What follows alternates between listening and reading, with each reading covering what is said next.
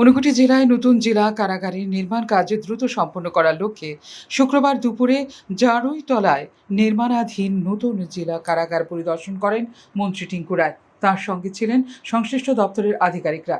পরিদর্শন শেষে সংবাদ মাধ্যমের মুখোমুখি হয়ে মন্ত্রী জানান, দীর্ঘদিন ধরে বন্ধ থাকা নির্মাণ কাজ পুনরায় গতি এনে চলতি বছরের ডিসেম্বর মাসের মধ্যেই কাজ শেষ করার লক্ষ্যমাত্রা নির্ধারণ করা হয়েছে।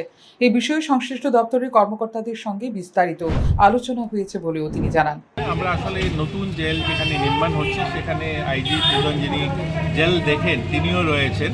তো আমরা এসেছিলাম আমাদের যে নতুন জেলের কাজ চলছে এই কাজটাকে কি করে আরও ত্বরান্বিত করা যায়, দ্রুত গতিতে কি করে সেটাকে শেষ করা যায়।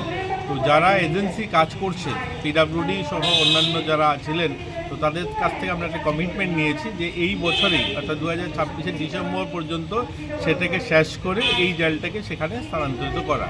এটা একটা বিষয়। আরেকটা হলো পুরনো জেলটাতে আপনারা দেখেছেন বাউন্ডারি সহ অন্যান্য কিছু মেরামতের বিষয় রয়েছে, এগুলো আমি ওনাকে দেখিয়েছি। তো উনিও কমিটমেন্ট করেছেন খুব শীঘ্রই এগুলোকেও করিয়ে দেবেন।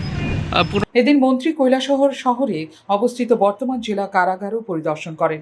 কারাগার চত্বরকে সম্পূর্ণভাবে সুরক্ষিত করতে নতুন বাউন্ডারি ওয়াল নির্মাণের বিষয়েও আলোচনা হয়। পাশাপাশি জারৈতলার নতুন কারাগারে স্থানান্তরের পর বর্তমান কারাগারের জায়গাটি কিভাবে জনস্বার্থে উন্নয়নমূলক কাজে ব্যবহার করা যায় সে বিষয়ে কৈলাসহরের মানুষের মতামতকে গুরুত্ব দেওয়া হবে বলে জানান তিনি।